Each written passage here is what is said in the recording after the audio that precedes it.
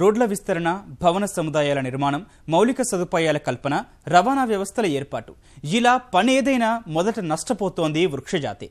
రహదారికి అడ్డుగా ఉన్నాయని, భవన నిర్మాణానికి ఆటంకంగా నిలుస్తాయని ఏదో ఒక వంకతో నిత్యం వందలాది చెట్లు గొడ్డలి వేటుకు బలవుతున్నాయి. వందల ఏళ్ల నాటి వృక్ష సంపద కనుమరుగవుతోంది. నరికి వేతను చూసి అయ్యో అన్నవారే తప్ప వాటికి ప్రత్యామ్నాయం గురించి ఆలోచించేవారు తక్కువ. ఉరుకుల పరుగుల ప్రపంచంలో అంత సమయం ఎక్కడిది అని తప్పించుకుపోవడమే పని. ఈ ప్రకృతి ప్రేమికుడు మాత్రం గొడ్డలి వేటుకు బలయ్యే ఏళ్లనాటి వృక్షాల్ని అక్కున చేర్చుకుంటున్నాడు. పునర్జన్మను ప్రసాదించి ప్రాణంగా చూసుకుంటున్నాడు. ప్రపంచ నలుమూలలా ఎక్కడ అరుదైన మొక్కలు, వృక్షాలు కనిపించినా వ్యయ ప్రయాసలకు ఓర్చైనా వాటిని తన వ్యవసాయ క్షేత్రానికి తరలించి ప్రేమను చాటుకుంటున్నాడు. మొక్కవోని దీక్షతో ముందుకు సాగుతున్నాడు.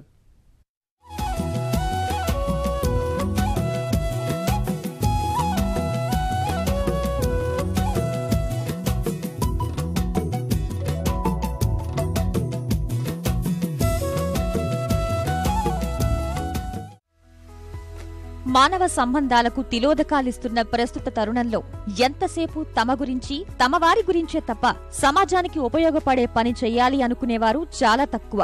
అలాంటి వారికి కనువిప్పు కలిగించేలా తమ ఇష్టాన్ని జోడించి నలుగురికి ఉపయోగపడేలా పనులు చేసేవారున్నారు. అలాంటి కోవకే చెందుతాడు రామ్దేవ్ రావు. మొక్కలంటే తనకు ఎంతో ప్రాణమని చెప్పే రామ్దేవ్ రావు ఓ వ్యాపారవేత్త.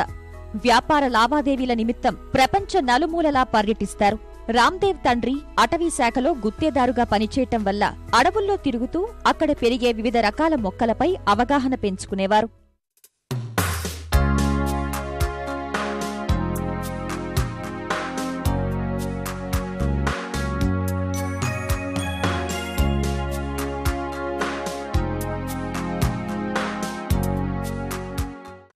ఎక్కడికి వెళ్ళినా కూడా 50% ఆఫ్ నా టైంని నా రెగ్యులర్ బిజినెస్ కోసము, మిగతా టైంని బొటానికల్ గార్డెన్స్, తర్వాత వచ్చేసేసి నర్సరీస్ అవన్నీ విజిట్ చేసి చిన్న చిన్న మొక్కలు, గింజలు రేర్గా ఉండేటివి తీసుకొచ్చేసేసి బ్యాగ్లో తెచ్చేసి మా ఫామ్లో పెడుతుండేవాడిని.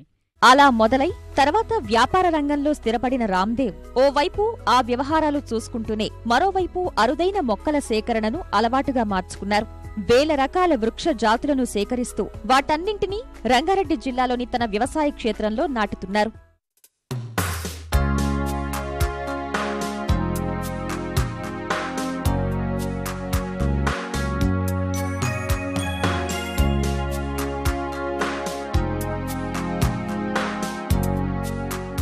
ఒక 100 ఎకరాలలో ఒక బొటానికల్ గార్డెన్ నా ఓన్గా తయారు చేసేసి అందరికీ ఒక ఇనిషియేటివ్గా ఉందామని చెప్పి నాకు అనిపిస్తుంది. దాని గురించి అని చెప్పేసి నేను చాలా కష్టపడి డిఫరెంట్ కంట్రీస్ నుంచి చాలా శ్రమతో పాటు డబ్బు వెచ్చించి దాదాపు 50 కోట్ల వరకు ఇన్వెస్ట్ చేశాము. పక్కనే కనిపించే మొక్కల్ని తీసుకొచ్చి నాటటానికి ఇబ్బంది పడే ఈ రోజుల్లో అరుదుగా కనిపించే వృక్ష సంపద ఎక్కడున్నా వాటిని తీసుకొచ్చి పెంచడం రామ్దేవ్కు అలవాటు. ఇందులో భాగంగా Argentina, Uruguay, Brazil, China, Italy, Mexico వంటి దేశాల నుంచి వివిధ రకాల వృక్షాలను దిగుమతి చేసుకుంటున్నారు.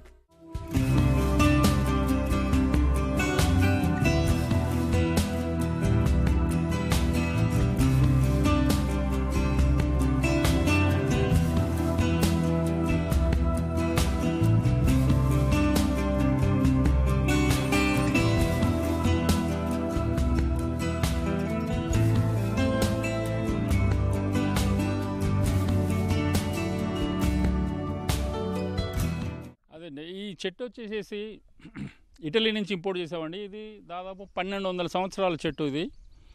ఈ చెట్టు వచ్చేసేసి ఆలివ్ చెట్టు. దీంట్లోంచే మనం ఆలివ్ ఆయిల్ తీస్తారు. ఇది వియత్నాం నుంచి తీసుకొచ్చిన చెట్టు అండి. ఇది చూడండి, ఇది ఒక రైతు వాళ్ళ పొలం గట్టు మీద పెంచుకున్నది. ఇది మామూలు చెట్టులా కాకుండా అతని క్రియేటివిటీని, అతని ఆర్ట్ని ఎక్స్ప్రెస్ చేయడానికి ఒక వింతగా ట్విస్ట్ చేశాడు. చైనా నుంచి ఇంపోర్ట్ చేసామండి. ఒక ట్రీ ఆర్టిస్టు దీన్ని డిజైన్ చేసి తయారు చేశాడు. ఇది చూడండి, ఇది అక్కడ ఒలింపిక్స్ జరిగినాయి. ఆ ఒలింపిక్స్ సందర్భంగా ఒలింపిక్స్ రింగ్స్ ఇక్కడ వేశాడు.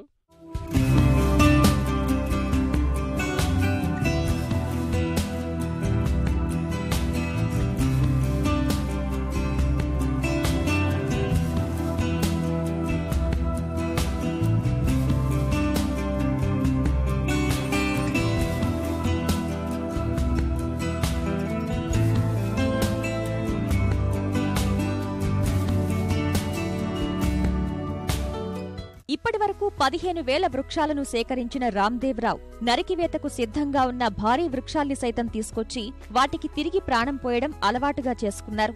ఇటీవల అలాంటి ఒక విషయంతోనే వార్తల్లో నిలిచారు. మహేశ్వరంలోని మన్సాన్ పల్లిలో ఓ రైతు తన వ్యవసాయ క్షేత్రాన్ని స్థిరాస్తి వ్యాపారులకు అప్పగించడం, అందులో ఉన్న 1500 ఏళ్ల నాటి ఆఫ్రికా జాతికి చెందిన భారీ వృక్షాన్ని వాళ్లు తొలగించేందుకు సిద్ధమవడం తెలుసుకుని ఆ చెట్టుకి తిరిగి ప్రాణం పోశారు. తనే కొనుగోలు చేసి వ్యవసాయ క్షేత్రానికి తరలించారు.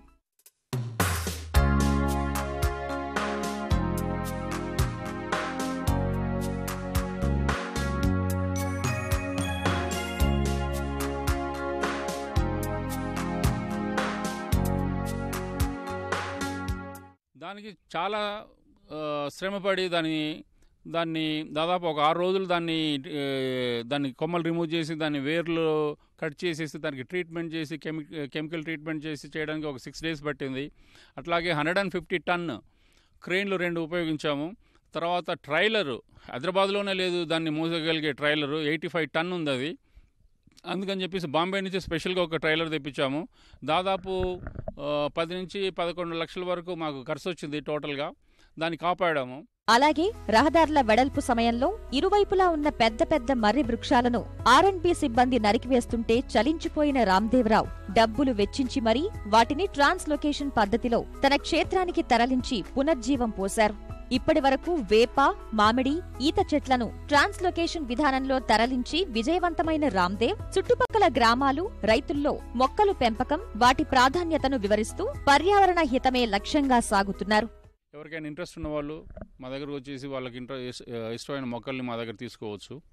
ఇది కాకుండా మన దగ్గరలో రోడ్ వైండింగ్లో పోయే చెట్లను ఒక 5-6 years బ్యాక్ ఇక్కడ గండిపేట రోడ్ వైండింగ్లో పోతున్నప్పుడు ఫస్ట్ టైం ఇండియాలో నేను చెట్లను ట్రాన్స్ప్లాంట్ చేయడం ఎట్లాగా అని చెప్పేసి ఇంటర్నెట్లో చూసి నేర్చుకొని 250 చెట్లని నా వాలంటరీగా 45 lakhs ఖర్చు పెట్టి నేను మా ఫామ్లో పెట్టాను.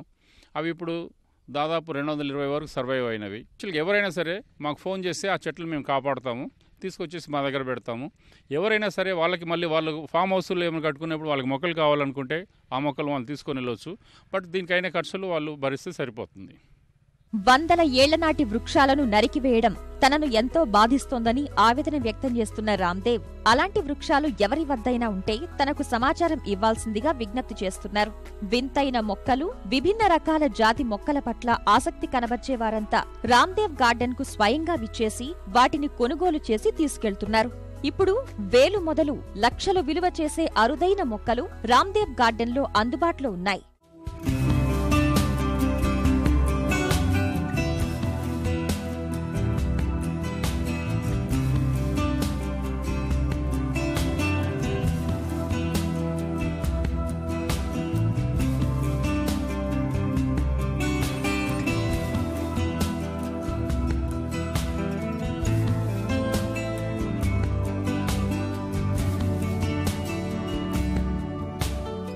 యాక్చువల్గా ఒక ఫుల్లీ గ్రోన్ చెట్టు దాదాపు ఒక 100 సంవత్సరాలు లేకపోతే 50 సంవత్సరాలు ఉన్న చెట్టు, మంచిగా గుబురుగా ఉండే చెట్టు మనకి 60 లక్షల విలువ చేసే ఆక్సిజన్ని ఎవ్రీ ఇయర్ మనకి ఇస్తుంది. మనం దానికి ఇంత ఒక చెంబుడు నీళ్ళు కూడా పోయాల్సిన పని లేదు ఆ పెద్ద వృక్షం అయిన తర్వాత. అట్లాంటి విలువైన చెట్లను నరికి పారేస్తుంటే నాకు చాలా బాధ అనిపించింది. దాని గురించి అని చెప్పేసి నేను కొన్ని నా తాహతుకు తగ్గట్టుగా కొన్ని రేర్ మొక్కలను తీసుకొచ్చాను, మా ఫామ్లో పెట్టాను. మిగతా వాళ్ళని కూడా ఇనిషియేట్ అయ్యి ఇలాగ మొక్కల్ని కాపాడాలని చెప్పేసి నేను అంటున్నాను. ప్రపంచంలో ఎక్కడా లేని విధంగా దేశంలో బొటానికల్ గార్డెన్స్ ను తీర్చిదిద్దడం కోసం ఆయా రాష్ట్ర ప్రభుత్వాలు, ముఖ్యమంత్రులు, అధికారులు సహా ఎంతో మందిని రామ్దేవ్ సంప్రదించారు. అయినా ఎవరూ ఆసక్తి చూపకపోవడం వల్ల తనే ఆ దిశగా ముందడుగు వేశారు.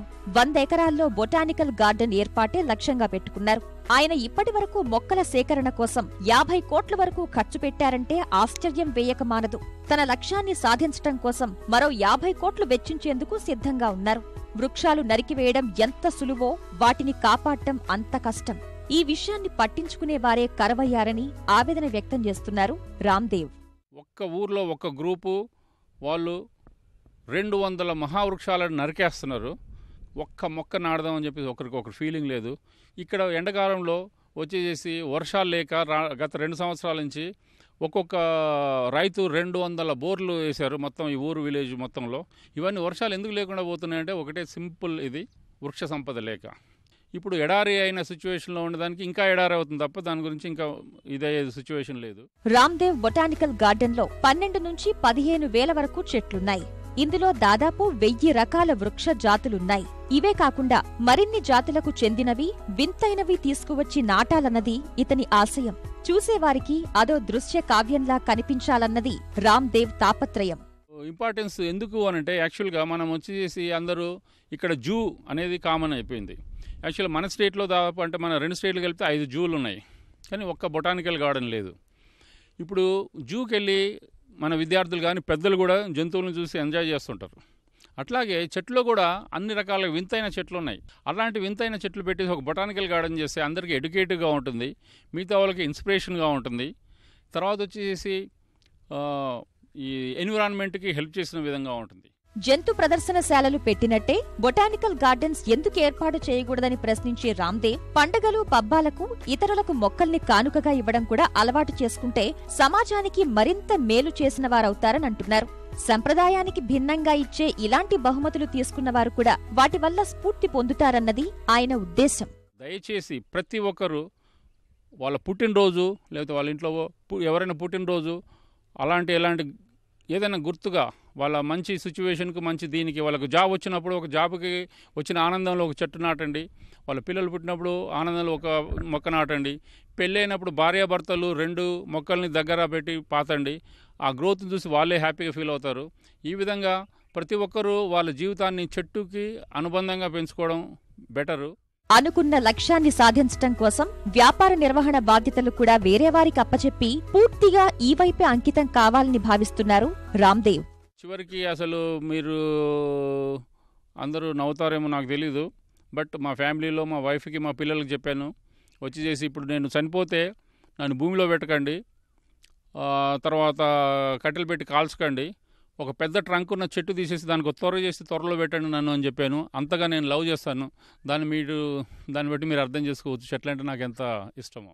మొక్కను పెంచుకోవాలంటే అందుకోసం చాలా సమయం వెచ్చించాలి, చాలా జాగ్రత్తగా చూసుకోవాలనుకునేవారు చాలా మంది. అయితే ఇంట్లో పెంపుడు జంతువుల కోసం ఉపయోగించే సమయం, వాటి కోసం పెట్టే ఖర్చు కన్నా ఓ మొక్క సంరక్షణకు చాలా తక్కువే అవుతుందంటారు రామ్దేవ్. తాత్కాలికంగా తోడుండే వాటి పట్ల శ్రద్ధ కనబర్చే మనుషులు జీవితాంతం మనకు అండగా ఉంటూ పర్యావరణ సమతుల్యతను కాపాడే చెట్టు విషయంలో ఎందుకు ఆసక్తి చూపరో అర్థం కాదంటారు. మానవాళి మనుగడ సాగించాలంటే పర్యావరణ పరిరక్షణ చేసి తీరాల్సిందేనని, ఇందుకోసం ప్రతి ఒక్కరూ మొక్కలు నాటి వాటిని సంరక్షించడమే మార్గమంటున్న ఇలాంటి వారి నుంచి అంతా నేర్చుకోవాల్సింది చాలా ఉంది.